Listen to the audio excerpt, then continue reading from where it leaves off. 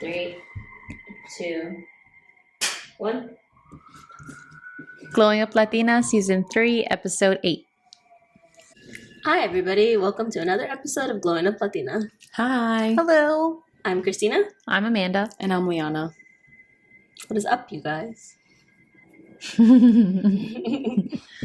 Nothing. Nothing that I can report right now. We're recording 2 episodes in a day. This is Yeah. the second episode of the day. Same-ish, different day. Mm-hmm. Yes. Literally. Yeah. No, wait. No, same Different day, topic, different same day. Yeah. Different-ish, same day. Yes. That was good. My mind could not. I was like, I don't know. Whatever.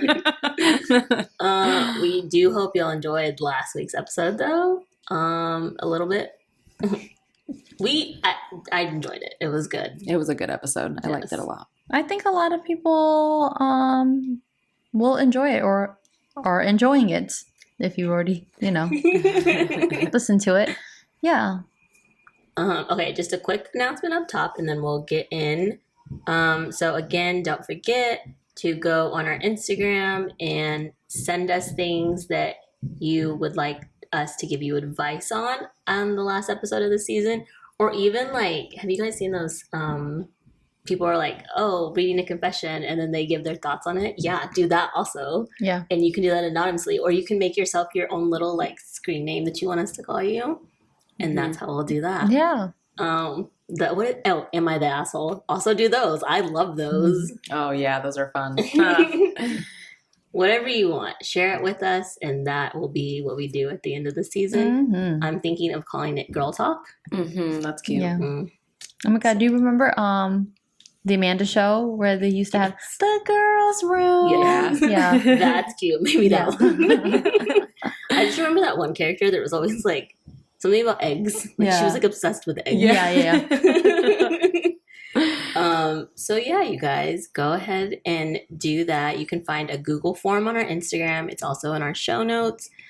You'll see a question box pop up once a week on our Instagram stories. It's there. We want to know. We love doing like interactive things like this with you guys. I feel like I'm always begging you guys to share. Please share. Y'all do, so y'all must like it. I don't know what to tell y'all. That's true. Yeah. Okay, so this week we are bringing y'all something a little different than last week. My idea for this episode, or the idea for this episode, came from like, we're getting into holiday season. We want to be buying stuff for the people that we love to let them know that we love them. You don't have to do that. Also, we're getting to like the end of the year. A lot of people like are switching jobs, getting raises, stuff like that. And you may think, I have all this extra money now. I should spend it on everything that I want. Maybe don't. After you listen to this episode, maybe you'll be like, hold on, wait a minute. Let me listen to Christina, Amanda, and Liana and save some of my money. Because today we're going to be talking about lifestyle creep, lifestyle inflation. It's this idea that as you make more money, you like unconsciously or consciously increase your cost of living. Some examples of this would be like you subscribe to more things, more streaming services. There's a lot of them out there now, and you probably think you have to have every one so that you always have something to watch. More takeout at the end of the night. Maybe you feel too tired to cook, and you're like, I'll just Uber Eat something. More eating out, going out to like fun dinners and stuff. Buying lunch instead of taking your lunch to work. More shopping because you feel you have the extra cash to spend on things you want. And then if you're getting a really good increase in your salary, you may be like, finally is the time to have my dream apartment. And let me tell you, in New York City, it's very hard. If you got a good deal, just stay there. Yep. Okay, so that's like what the idea of lifestyle creep, lifestyle inflation is. And I got this idea from an NPR episode called NPR Life Kit, I think is what it's called. I'll link it in the show notes, and also a Nerd Wallet episode. I will link both of those in the show notes. In case you want to give them a listen. There we go. Sorry, I'm going to do that again. I will link both of those episodes in the show notes in case you want to give them a listen. Okay, you guys. Have y'all ever felt like you needed to keep up with like the people around you, keep up with like where society says you should be in Yes. regards to money specifically? In regards to money, Mm-hmm. yes. But I think it goes back to like, my peers like just being a little bit like more advanced in their careers than I have been. So therefore, maybe at some point they were in my also financial situation, but the advantage of them, being in their careers for a little bit longer, like maybe they've saved a little bit more than I have so far. So they have the means to do more things and travel more and buy, things or items, like with, high brand names, you know what I mean? So I have felt like I needed to keep up. But when you kind of hit like a strut there, you're like, nah, I'm gonna stay in my lane. Have you? I don't know if we've talked about this, but for you, like, do you have student loans? Because you were going to Yeah. school and working, right? I'm gonna guess from your laugh, yeah. Yeah. Well, I fell into that trap. Oh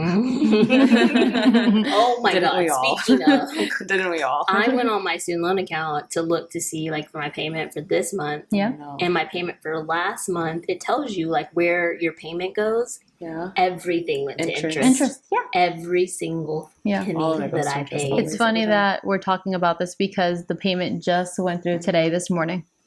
Oh, for your student loan. Today was my first payment. Really? For Oh my my student gosh. loan. Mine was last month, No, 15th. I was mine like, was- there it Mine's is. the 20th. There it goes. No, mine was today. And I was like, well, hello there, friend. Nice to meet you. Mm. I guess I will be seeing you for the next 40 years, and I'm fine with Yeah. that. She said Because you're not going to get more than what I'm going to give you right now. Minimum payment? Bet. Fantastic. That's exactly what Until you're the day I die, I'm okay with that. Yeah. That's okay. Well, I read that. Well, I don't know. A lot of different student loan organizations do different things, but it seems like one of the prevailing things that most of them do is if you have automatic payments, it takes like a certain percentage off of like the interest that you're paying. I know mine does that. So I don't know. if you have that capability, I have the means to do the More. auto payment. Oh. No, the auto payment, because there was Yeah. a point in my life where auto payment was not an option Yeah, for me. yeah. I'm going to split that into two when I'm ready. But you're going to get your money this month. This month. You're gonna get it my way. Yeah. But I can do auto payment. But I don't know what it is. Like I get nervous. Like I don't trust computers. I got nervous too because, it said the date was for yesterday, and I kept checking my statements. And I'm like, what the fudge? What happened? They missed me? What's going on? Like, I mean, I shouldn't be want my this money. excited that you missed me, but but this morning I got the notification. I was just like, okay. Takes Alright. a couple days. You got me. Yeah. I don't even know. Oh, I was asking that because you went part time. Like, did you go part time just so you could work? Okay, so I went part time so I could work because my parents were like, this was after like the market crash in 2008 Oh, and yeah. everything else was kind of like, You also went to private school. yes. Oh yeah. So they were like, oh, another tuition we got to pay for? I don't know about that, Amanda. You want to go to college? Then you can try to work your way with that. And I did. I was working and then I was like, they were helping me out. They were, but like to the point where like I had to do part-time classes if I was going to pitch in and they were going to help me out. So Okay. And you went to private school too, didn't you? Mm-hmm. Okay. Yeah. My parents helped me too, but I applied for a lot of scholarships. So I tried to help them out in that way. And then I also didn't want to rely on them so much because again, they have their own stuff going on. So like I didn't want to, like, college is not cheap. But even though the college that we went to wasn't that expensive when we first applied. Yeah, when we first went. Which is one of the reasons why I went there. Like it was one of the cheaper schools. So I ended up taking out a big chunk of loan. Like there was still some stuff that I had to pay, but like I did student, what's it called? Oh my God, when you work at the Oh, school, work study. work yes. study. There you go. Yeah. Yeah, I did work Oh, study. you but worked like, at the school? yeah, Oh, I didn't know that. I worked at the daycare center that they had Oh, there. you have said this before. Yeah, Yes. my little kiddos. So And cute. did you because I feel like our school was very liberal with the scholarships when we first started going there. Mhm. Did they give you a scholarship? Yeah, they gave me because of the high school I went to. They gave me a scholarship for that. Yes, because somebody told me that like if you went to private school and then you went to a private Catholic college, you got like a discount or like some type of scholarship. I got a scholarship when I transferred out and went to. Oh, that's right. Transferred out from like a public college university to a private college university. Okay. Yeah, or Our- private university. Yeah. Our college has gotten very expensive. Yeah. It was not Well, that now it's a expensive when we university. first started Yeah. going. It was like on the par with the rest of the colleges in New York. Like it was on the cheaper end. Yeah. Mhm. And now it's starting to like match up with some of the other Yeah, it's pretty crazy. expensive. ones. Yeah. But luckily I got in just in time. Right? Just made the cut. Because like I feel like even in the time we were there, like they raised tuition like crazy. They for did the raise it, incoming yeah. classes. Yeah. hmm But I didn't rack up that many student loans for my undergrad until I got into graduate school. Mhm. That's when I was like, Yeah. there's Graduate no school is what way did it for me. that Yeah. I can afford this or like my parents can afford this. So I Yeah. just took out loans for everything. And that's where I screwed up. Yeah. Sometimes I am like, because people are like, well, why would you do that if you can't afford it? Like, you know. Yeah, for a while I was paying until I was just like, Mhm. okay, I need to finish. Like I need to finish my degree, and that's when I was like, okay, we're just gonna do the loan and see what. Oh, that's right. Because when you got done with undergrad, you went straight into masters. Yeah. And Sorry. you can take it. You can take No, it. it's okay. I'll You call her sure? back. Yeah, Okay. I'll text her. Yeah. But like, there is no way without student loans that I could afford law school. No. And I feel like college is part of the thing where people are like, do you feel like you need to keep up with the people around you or like the ideas that people have for you? Mhm. Because it's like I didn't really know what to do if I didn't go to college, to be honest with you. Like I didn't know what else I was going to do. Yeah. Also, like my parents really didn't go to college like that. Like, yes, my dad did, but he was like, he never like finished. My mom went to a trading school, so I was really like the only one who I had to figure it out all on my own. Mm-hmm. So it's not like I could go to someone and be like, "Hey, what do I do? Like, I'm stuck here. What's happening?" And what about you? Have you ever felt the need to like keep up with people around you, keep up with what society thinks you should do? Yeah, I think so. Now that we're all 30, I feel like things hit a little bit differently. Like, I don't know what it is. like you just kind of like, you look back and you're like, I really did accomplish a lot. But then you're 30 and you're like, I feel like I should be in a different spot right now. But then it's like you kind of like have to like give yourself cut yourself some slack because like you did do a lot. It's Mhm. like, I always try to tell myself life isn't a plan. Like life just kind of goes, it just kicks you in the ass whenever it wants to. So like, Preach, sister. so yeah, but in short verse, yes, Yeah. I have felt like that. Yeah. Oh, and I feel like it's very normal to feel like that. You want to do the things that the people around you are doing, and there's like all these like mile markers that like society expects you to have reached without taking into account that like the world that we are living in is very different from the world that our parents grew up in. Mm-hmm. Things are so much more expensive now. So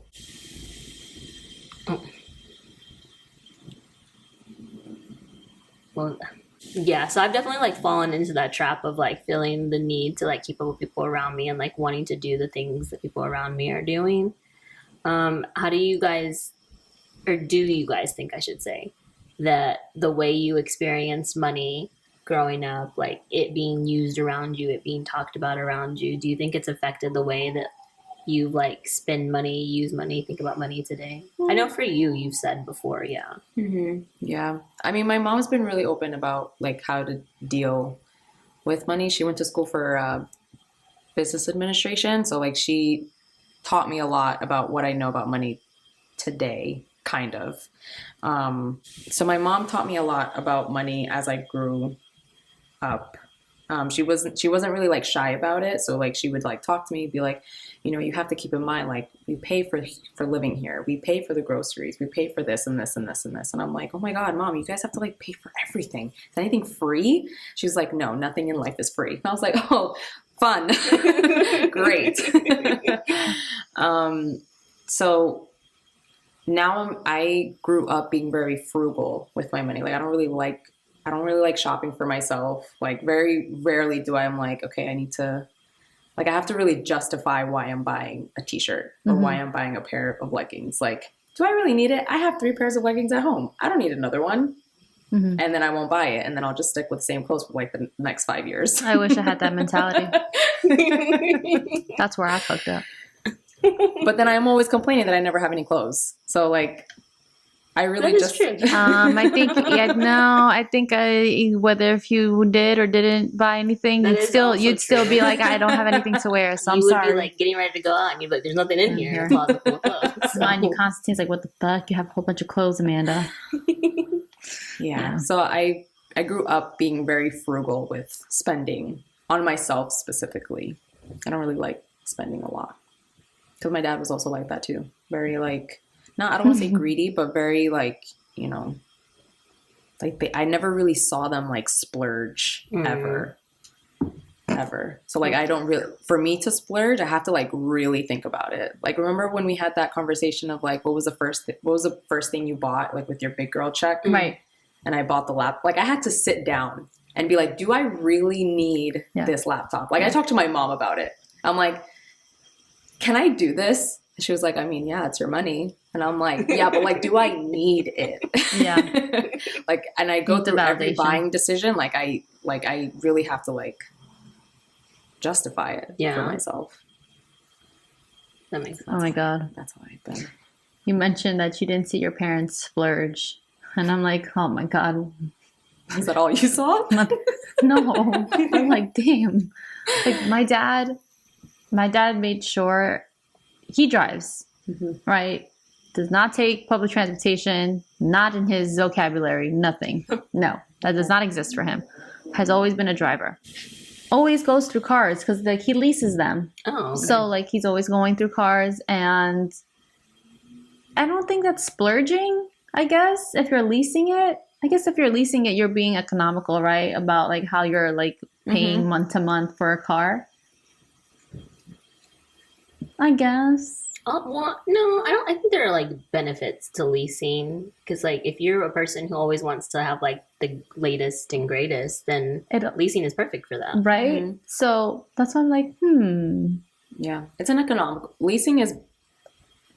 In my opinion, there are some benefits to leasing than to financing. Like you always get a new car. Like you always get like, and you always have like a set price, and you always have like I mean, it's the same for financing, but like with financing, you're stuck with this for like however many. Literally. But leasing, you're just like, oh well, I can, Yeah. So with that, like his cars has like it's always been a thing, but it's always been a thing for him. Always getting his cars and like making sure that he has the one that he enjoys. Whatever.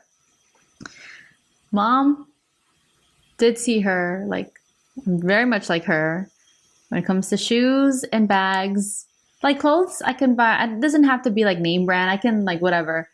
But like if it's a shoe or a bag, yeah, I'm gonna splurge there, and that's where I'm gonna spend my monies and my coins on. I learned that from her, and oh my God, yeah, Ma, if you're watching this, yeah, I think that I did see her and my dad too. Like my dad would like to not like. I guess my dad was very much like every Saturday wanted us to like have family time and us like go out and have dinner with my godparents too.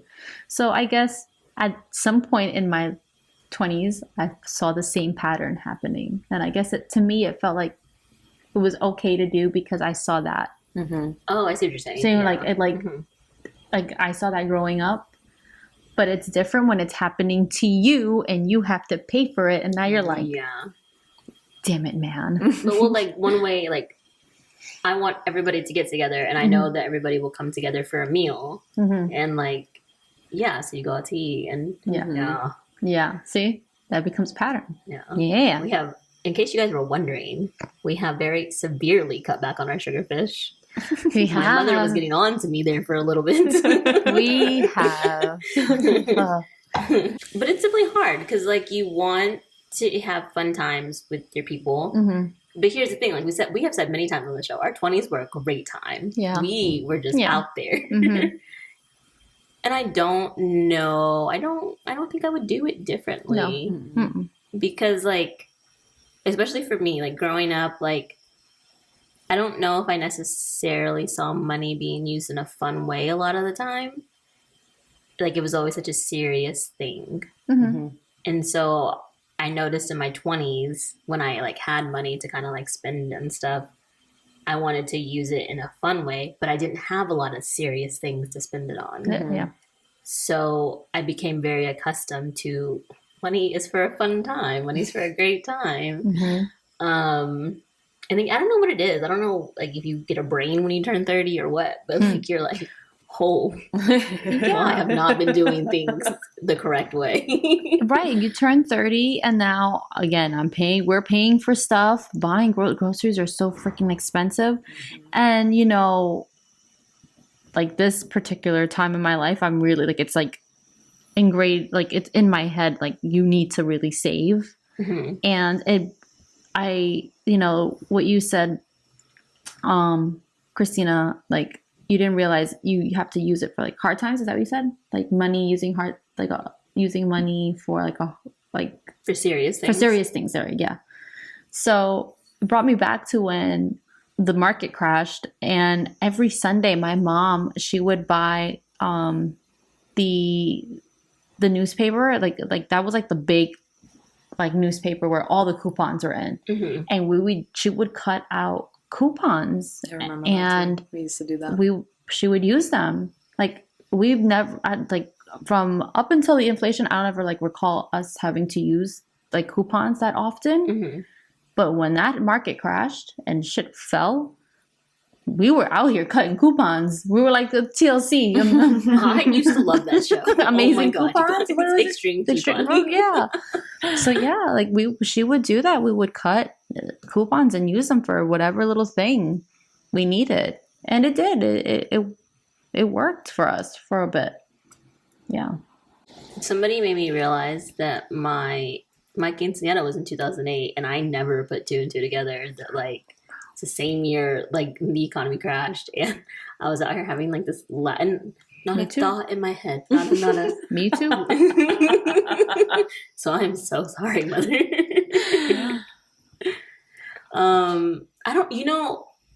I don't really remember like things getting like tighter in 2008, but I feel like my mom was very good about like not letting us know that like money was a massive like thing. Like there were times where like, so one time our water heater went out, and like water heaters are expensive. So that I knew. One time like we went on vacation to Atlanta one time, and our car like died. And so then like my uncle had to come get us, but then my mom had to get a new car, and like big things like that, you know, I think is when I saw like money, I don't know, being like talked about or like discussed in the house. But as far as like day to day, like, you know, I didn't really know. And I think I am grateful for that, because while I do have some bad money habits, for the most part, like I'm not so like money focused either, if that makes sense. Like I make sure everything that I have is what I'm supposed to have, you know. I make sure there's no fraud. I make sure like nothing crazy is happening on any of my cards. But I feel like my relationship with money is like pretty healthy. Although there are things I think I can improve on. But it doesn't make up like a big portion of my life. If that makes sense. Like I don't want it to make it sound like I don't stress about money, because I do. But I don't subscribe to the idea that money comes and money goes. Like I'm not that free flowing with it. I don't know how to express like what I'm saying like properly. I know what you mean though. It's hard to like it's hard because money does, like, everything does revolve around money. Yes. But at the same time, you can't let that be like the driving factor of like everything that you do. Yes. Like growing up, I heard, you know, a lot of things from my dad, like not complaining, but just like, I guess complaining, just saying like, you know, outwardly being annoyed with how expensive things were, how they were gonna pay for things and da da da blah blah blah and all that stuff. And like I grew up seeing that. Mm-hmm. And so I made it a point to not do that. Because like I am kind of that person where it's like money comes and goes, but like I'm not like out here like spending everything. Yeah. I'm like, this money has to go here right now. Yes. But I will get back some Right. at some point Yeah. in this month. More money is You coming understand, in. you know that it comes and goes, but it comes in when you needed to know that you have to spend it, like you said, on something serious. So it has to go to essentials. It has to go to, you know, everything that's like that's fun, that you fundamentally need to exist as a human being. That's where it's going to go to. Yeah. So yeah. I think we got there. Money's weird. It's so weird. And it's always a weird topic.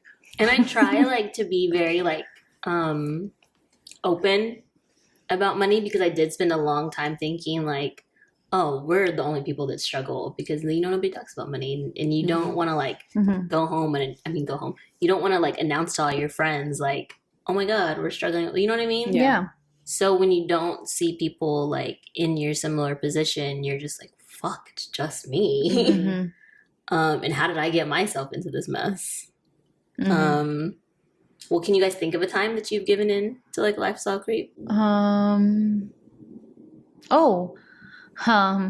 this is when I was like a kid though, and like pressing my parents for it. You know, high school, went to private school, private high school, and I did not know what Uggs were until I was in high school. And seeing because I went to all girls high school, every girl had a pair of Uggs, and all I wanted was a pair of Uggs.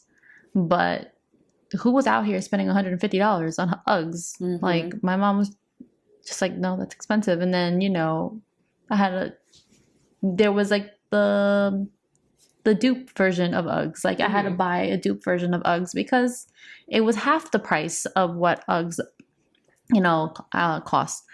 So I had to deal with that for a little bit. It wasn't fun, but I mean, but my mom tried, like my parents tried. And at some point I did get the Uggs, but it took a while because my mom was very much like, Amanda, you know, you will get this thing that you're asking for. I just cannot do it right now. So you're going to have to wait. Like it's going to happen, but it's going to have to wait. So, I remember that being a thing for me, growing up, just wanting a pair of Uggs. Mine was like that. Like my mom was like, you're going to get it, but like, you're not getting it right this moment. Yeah. Cause we were not oh, you want it? Okay, you can have it. Yeah. Fam household. Like you got big things like on your birthday or Christmas. Yes. Like that's when I knew like, okay, I'll have a good shot of getting it. Cause like it's my birthday, it's Christmas. It made me think of when I was in junior high, like the demographic that I was in junior high with. And it was all like name brand, because we had to wear uniforms, but like they weren't supplied by the school, and there wasn't the no logos rule that there is like now kind of in schools. Okay. So they were all like name brand polos, and you know, I don't know if you remember, but American Eagle specifically had a massive like symbol on their polos, but then like so did Abercrombie. They had that big ass moose on all their polos. And then there was Lacoste, the little alligator. Oh, it is Lacoste. Lacoste, yeah. Okay. The little alligator, like that was a big one. And then I don't know if you remember, there was like a phase where like really, well, I don't know if it was here, but definitely in Texas, this really big phase of like these really like studded like belts, like rhinestone belts. Like there were I've seen them around. all across. There was that. Coach purses were massive. Yeah, I remember that being a thing too. Yeah. And I remember when I got my first Coach purse, you could not say anything to me. I was like, oh my, get out of my way. I got gifted one for my quince. You did? Yeah, Wow. and I wore that little thing. I still have it. Yeah, vintage. 15 years later. I had a Dooney and Burke purse that my grandma that too. gave me. That it was a barrel purse. It was black. It had these colorful hearts on it. That thing goes for so much money now. I can't tell you what happened to that purse. I should think about it. $2 bills apparently are going for like $1,000. $2 bills. Oh yeah, I have a couple. Me too. Just like but that's not my lucky Yeah. I used to get told they were lucky. They're And lucky, you so I'll saved keep them that. for I'll that. save that. And like again, going back to high school, but not only like was it the UGG boots. Now I'm remembering because you said purse. Like my book bag, I needed a nice book bag, and I made sure I got myself a Betsy Johnson bag. Oh my God, Betsy Johnson. I still have that bag. I refuse to let it go. Yeah, I still have that bag. And it's purple. So yeah, I love that Betsy Johnson bag. I made sure I got a Betsy Johnson bag. It wasn't, it's another bag name. It's like a travel bag name. Oh my God. It's not the alligator one. It is also like oh my God, it's going to kill me. Can't remember the name, but everyone and their mother also had that name brand as a book bag in school. And then in college, Longchamp bags were a big thing too. And I fell into the lifestyle creep too, where I was like, damn, I want that bag. I'm going to defend the Longchamp bag here. I know because I know specifically which one you're talking about though, because I've had this bag for a couple of years now. It is waterproof. Yeah. It fits so much. Yes. And even when I have it like full to the brim, this thing does not hurt my shoulder. Like, are those the bags that everyone had? Like, yeah, they came in like different colors. They came in different colors and with the a straps leather are usually strap, brown brown with strap. gold hardware. Yeah. I'm not really into bags, guys. No, I needed that Longchamp? bag. And I got myself that bag. Yes. Yes. That was like my one thing. And then But the I next never thing, asked for it. next level after that, that's funny. This is college right now. Next level after that, now I'm an adult. No, hold on. I'm a pre-adult. Pre-adult. Lowercase a. And I got myself an MZ Wallace bag. Oh, you did like MZ Wallace. I see pre-adult, I went Michael Kors. Loved Michael Kors. Yeah. No, that MZ Wallace bag. Is this the bag you don't like anymore? I don't like it. I struggled to get it. Not happy about it. Which, okay, I'm going to come back because I want you to answer the question Sorry, too. yeah. But it comes back to this idea of like, which I have some tips on how to avoid lifestyle creep. And one of them is to like have this idea that like upgrading something in your life might give you like that short-term instant gratification, but long-term your happiness will remain the same. It's this idea of the hedonic treadmill where like humans have a tendency to return to a relatively stable level of happiness or subjective well-being despite changes in their circumstances or external conditions. So it's like you get like that instant spike, but then everything levels out at some point, and like you're the same level of happiness you were before, and it's not going to increase. Yeah, that makes sense. Which I've had to imply several times in my life. Imply, that's a word, right? Mm-hmm. Yes. Yeah. Apply. There we go. What were we trying to say? Like had to like adapt it into my life. Yeah, apply. Okay, Liana, what is the time you've given into lifestyle creep after a man and I decided to talk about purses for 2 minutes? I was not really that into purses. Let's see. Growing up, when I was like a kid, I really wanted like my own bike. Never really had one. Mm. So I would always like ask.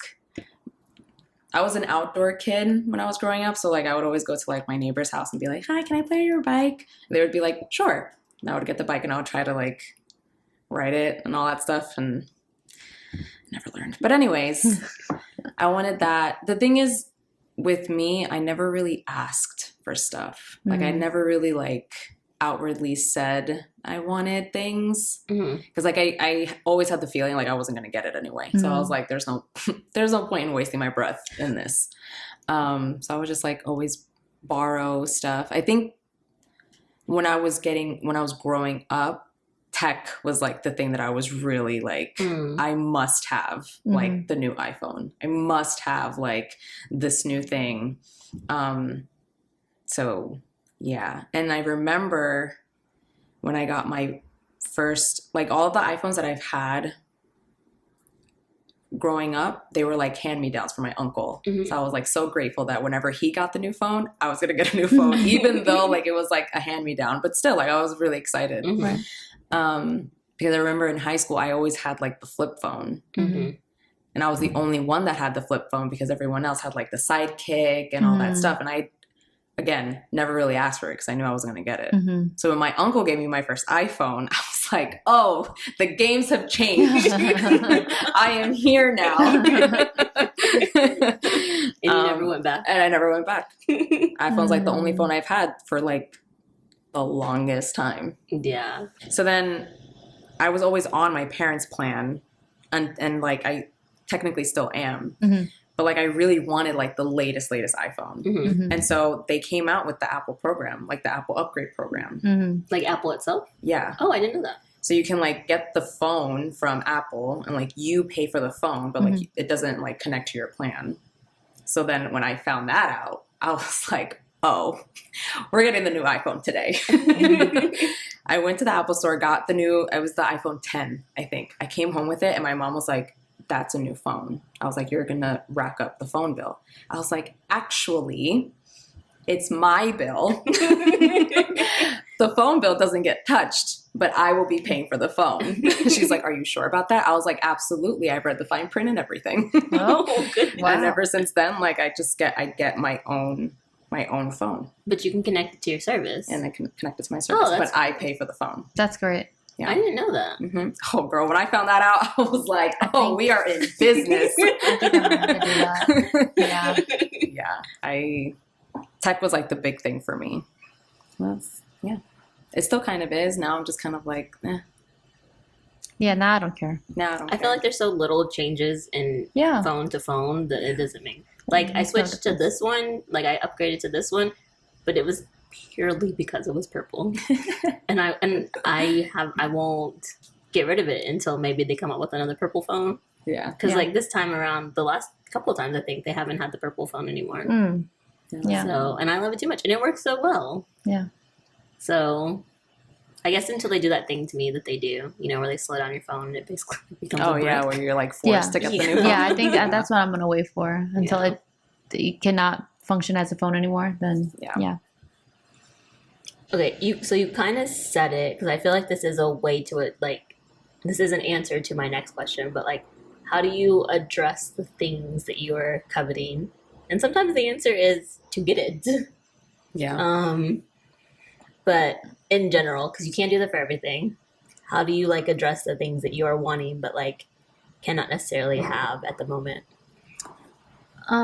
So if I'm being asked to go out for dinner with friends, like I am being honest with them. Like I just can't right now. I want to, I just can't.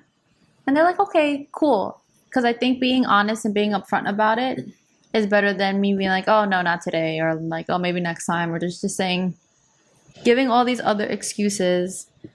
It like, or trying to find new excuses every time. It's just gonna sound like, okay, she doesn't want to hang out with us, or like. So I'm just being honest with you, like, yo, I just can't right now. Or maybe something did come up and I really can't go. Being honest about it. And then I do give myself a pep talk, or I have to go to Constantine for that pep talk and be like, hey, do I need this or I want this? And he'd be like, no, Amanda, not now.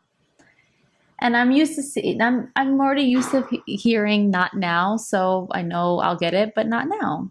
It'll happen, but when the time is right. So, yeah.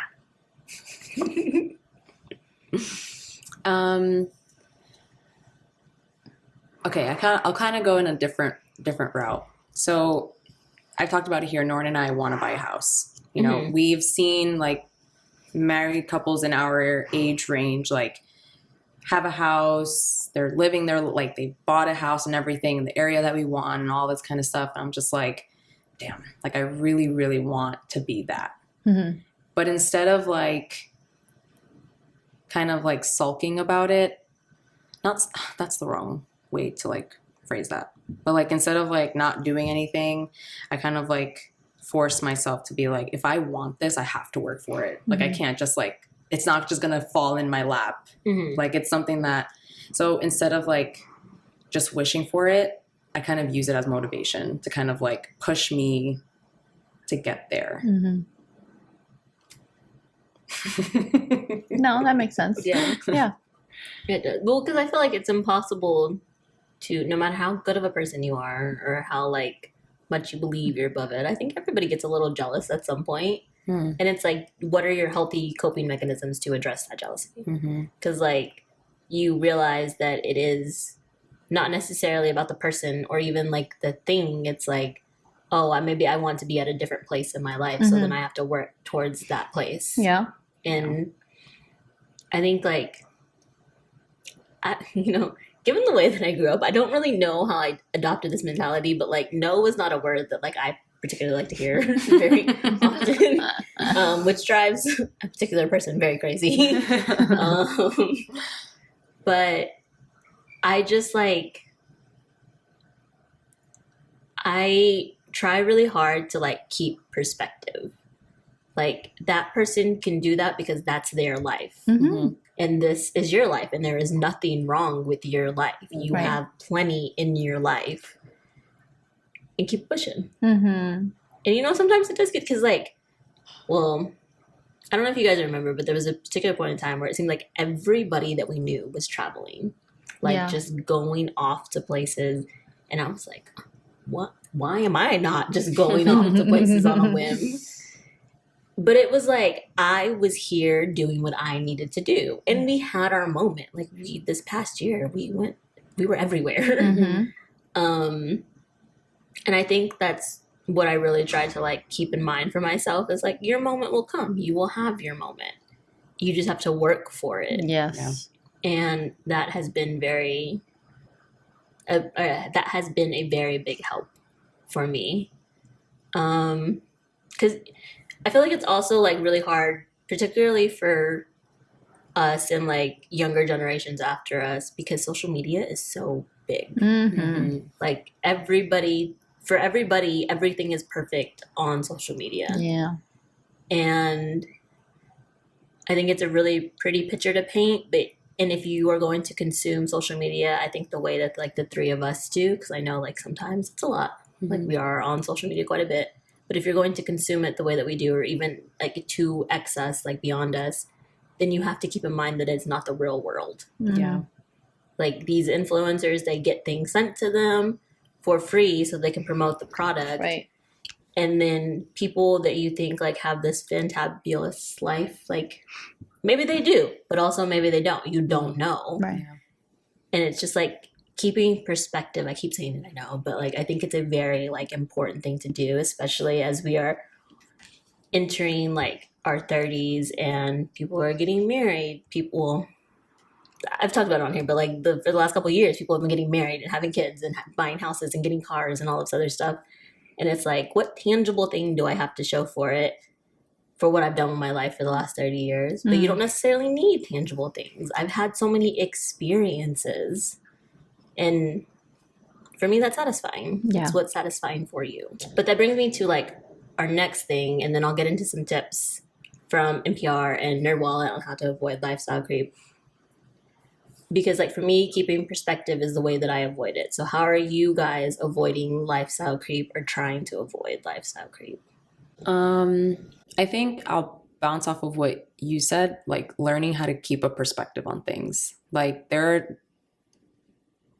like everyone has their different journey of life. Like everyone has like their own stride, their own way of living, and that works for them, but it might not work for me. So I have to not keep doing what I'm doing, but like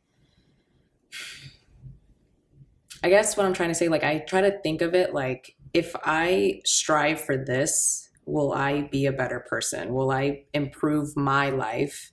Will I improve my happiness, or like where I am or anything? You know, like not wanting it just to want it, not just to say like, yeah, I have it, like we're good, Mhm. but like more of like for me, buying a house, it's not just for me to have a house. It's for me because like I want Rex to have like a huge yard to play in. Like it's an improvement for my life, not because like I want to copy this person or be like that person Mhm. or like seem like I'm trying to catch up, because I'm not. I'm just trying to like, I need to get there on my own pace, and that's okay.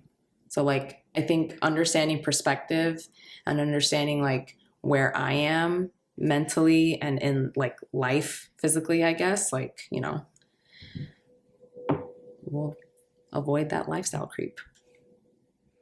Yeah, I think reflecting on some of the decisions I've made financially kind of does put that into perspective of like avoiding certain things to like not fall into what's trending, not fall into people pleasing, just doing what's absolutely necessary for like me and Constantine right now, the goals that we have, and just putting in the work to make sure that that happens, because we out here trying and it's just hard, but we out here trying, we put it in the work, you know, and it's not easy. Like you said, like everybody's story is different. It's not easy, but I think putting in the effort and seeing some type of progress, it makes us like feel, it gives us some comfort knowing there's, you know, we're going somewhere, and um just you know, being there for each other and doing what's right for us and not letting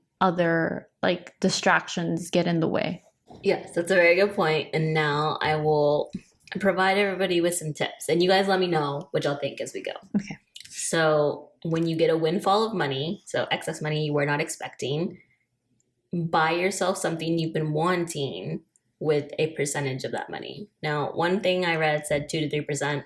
To me, that means you're getting like a crazy amount of money that you did not expect, because 2 to 3% is not a lot. Mm-hmm. Another place said 20%, 25%, depending on what it is that you want. But buying the thing that you want with a piece of the extra money that you got can help tamper like the need for excess, the need for like wanting more. Mm-hmm. I agree. There was a story I read where like this guy had won the lottery and he went bananas, like literally. I think I saw that this week. Yeah, like like he bought like $1 million homes, like 3 or 4, right? 3 or 4, yeah. And like the money's going quick because obviously like when you win the lottery, like they tax that like crazy. I think it was like a 3/4 of it or something. I think he only ended up with like a fourth. Yeah, because he won $1 billion jackpot, right? Yeah. Mm-hmm. And he like he's buying all these houses, but like I've talked about her, Your Rich BFF. Like she was breaking it down. She was like, the maintenance of these houses is not cheap, because she's Right. I buying missed like that. I'm gonna have to go find it. big houses, and I'm like, damn. So and like expensive areas like LA. Exactly. And, yeah. So then in my head, like that made sense. Like if you win some money or like you get money that you're not expecting, like yeah, splurge a little bit, but don't go crazy. Right. Because it goes quick. I'm gonna have to find the TikTok so I can put it in the group chat. Yeah, I saw that this week. Oh my god. Oh my god. Could you imagine I mean, I understand that, you know, a good chunk of it gets taken out for taxes, but blowing through $1 billion jackpot. That's kind of crazy. And it's only been a couple of years. I don't even think it's been more than 5. Yeah, I don't think he's had it for that long. No. Mm-mm. No. Crazy. But if I won that at my 20s. Yeah, that'd be a different story. That'd be a little harder to be like. I say that, but my mom would be like, "What are you doing? This is not the way." Okay. And then when you get a raise, increase your savings by the amount of your raise. So if you get a 5% raise, increase the amount you are saving by 5%. So the money that you are using for like your bills, like nothing changes necessarily. Mm-hmm. You're just putting more money into savings. I agree with that. I've never heard of that one. That was cool. I really Yeah, like I like that, that one, one. because I feel like Yeah. when you get a raise, it's a really good way for To like just lifestyle creep to like kind of get you. And you're like, ooh, I have it. Let me spend it. Let me do what I want. Like want with it. But really, take that.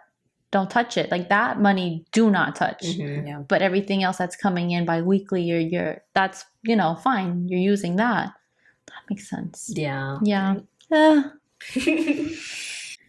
And then, okay, just because you can afford something in the moment doesn't mean that you can always afford it. So you have a very good paying job right now, but maybe later you want to make a career move, but that means taking a pay cut. And sometimes people will take pay cuts because it brings them happiness. Like if you can have more of a lifestyle balance, more of a work-life balance, that's what I was looking for, then to me, that's always a good reason to take a pay cut if you're going to be happier in your like daily life. Right. So thinking long term that like maybe I won't always be paid. Also, you got to remember these companies, they're quick to cut you. Yep. So I didn't really think about that because you always think that like, oh, I'm making this much, so I'll always make this much. But not all companies pay the same, even if they are in the same field. Yeah, that's very true. And then this next one, I do, but I didn't realize it's what I do. It's called reverse budgeting. And you pay your bills and you save first with your check. And then whatever money is left over after that, you get to use for like fun. Yeah. And that's the way that like I do. I just didn't realize, I didn't know it was called reverse budgeting.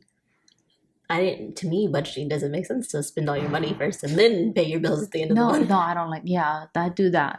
Like as soon as I see that check hit my direct deposit, I'm out here.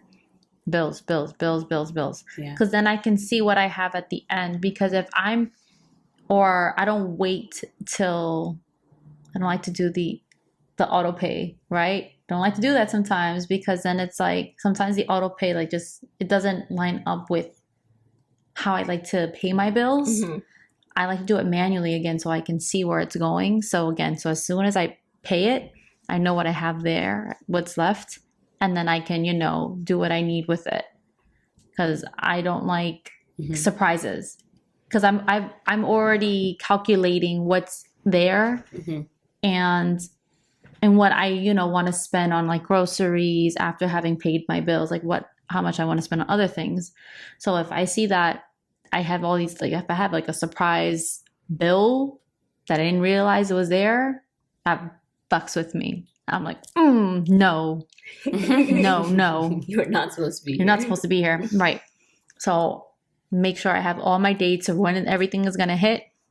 I take care of it right away because we're not doing that. You're not surprising me. I pay you when I want to pay you. Yeah. So funny. Well, see, and for the ones that like I can't control, because on some of my stuff I can like move the due date, like they allow me that. Yeah. I'm giving me my money. They should allow me that. But like I push it to the front of the month. That way my first check is kind of like swallowed up by bills, and then my next check, there's maybe like a little more room to work with. Yeah. I do that. Yeah. That I do. So like I get paid at the beginning of the month and towards the middle. No, I get paid at the middle of the month and at the end of the month. So the check that I get at the middle of the month is like my free money, even though I don't touch it. I'm still like, you're not going anywhere. And then the one that I get at the end of the month, that's the one that I use for like all of my bills. And that's the one that I really don't touch. So like the way I plan it, I do trust auto pay because other than that, I would forget. And that's not okay. So what I do is like, I have like my whole calendar where I like, all right, on this day, it's going to take this out, this day, this day, this day, add it all up. And then I know what I'm going to have at the end of that. So then I'm like, great. This is my spending money. This is what I can get for groceries, or if I want to get a cup of coffee or like whatever, all this, like if I want to buy like one thing on Amazon, like, yeah. And then, but I wait until like, let's say like my last bill is due on like the 11th. I'll wait until like the 13th to actually like buy something. Yeah. That makes sense. And then the very last one is a harder one, I think. I think it's harder for all of us to like kind of verbalize. I think that's the word I want to use. But like evaluate what your idea of enough is. In your version of enough, what does your day-to-day look like? What brings you joy, happiness? What makes you feel fulfilled? And how much do these things cost? So that you can be like, okay, well, I'm here, like I'm there. This is where I need to be. Or maybe you need to do a little more work, or maybe you need to pull back some because you're spending too much money. Yeah. That one I feel like is harder. I don't, especially again now with like social media and everything, I feel like it's really hard to like quantify what enough is. Like, because I feel like we could be like, oh, I just want to be happy and healthy, but like, what is happy and how much does healthiness cost? Mm-hmm. Yeah. Well, I'm trying to think, and I can't really. It's hard to. I almost thought of making this one a question. I was like, I can't even think of an answer. So No. that one's like It's a good one though. It really like forces you to be like, no, I do have enough. Like I have a roof over my head. I have running water. I have food in the fridge. Like Constantine and I have a lot of those moments when we want to feel like we want to cave in and order something. I'm like, nope, there's food in the fridge. We made food. Like we meal prep. So it's like I'm taking time out of my day to do that when I can be doing something else like for fun or whatever. But I'm being consistent and really committed to just making sure I have a healthy like lifestyle, healthy eating pattern. So if like I fall off, I'm upset because it's like, damn, I have food in the freaking fridge. I have food at home. It's like, sometimes it's like, I feel like it's a waste and like I just wasted my time. So that's when I do have the enough moment. Like, no, we have food. We have, this, that, and the third. We're going to be okay until we get this next paycheck and we're going to see what we can do next. Okay. But yeah. That's a good way to look at it because I'm not like a big like batch meal cooker. But it's a good way to look at it, like if you wasted your time if you don't eat the food that you've already prepared. Maybe I should try that. What I'm shopping for. But okay, all of this is to say, and I do think it's important to remember that if this is not possible for you, that is okay. The world is very crazy right now, and this is not possible for a lot of people, and that's all right. I personally am just now getting to a point where this stuff is possible for me, and I'm 30 years old. I know that's young, but also like it doesn't feel it sometimes. It feels like I should be further, and I have to keep perspective and remind myself that it is okay given how far I have come. Yes. Yeah. But what is making you guys glow this week? I was gonna say by the time this comes out, we've already had Friendsgiving. Yes. What did we decide? Is this coming out the week of Thanksgiving? No, it's not coming out the week of Thanksgiving. It's not. No. Okay. Yes. So we would have already had Friendsgiving. Yeah. And I look forward to us, or did look forward to us, or I'm glad we met up for Friendsgiving. I mind fucked myself there. So yeah. Yeah. By the time this episode comes out, I will be glowing about the fact that we had Thanksgiving and Friendsgiving. Yeah. So y'all, I love Thanksgiving. So excited. Yeah. I went to a concert this week. Oh, what? But I guess it'll be 2 weeks past by the time this comes out. Yeah, that was fun. That was a good time. We saw Black. Oh my God. I'm over here trying to figure out who you saw. And the only reason I don't know who, because I have a friend who calls him Six Lack. Oh my God, I just be so annoyed. mad. Yeah, it annoys my cousin too. Sorry, I have to go back. Whatever. Yeah. Should be fine. Because I was like, Black. I didn't even know he was touring. Oh. Yeah, and this album that he released is wait. Grammy nominated. Yes, I did see that. Where'd you see him at? It was a venue in Brooklyn. It was called the Great Hall at Avant, some shit like that. Avant Garden. Was it in Williamsburg? Yes. Yeah, of course. Did he have an opener? He had two. He had Jordan Ward and Quinn, who he's apparently dating, and they're so cute.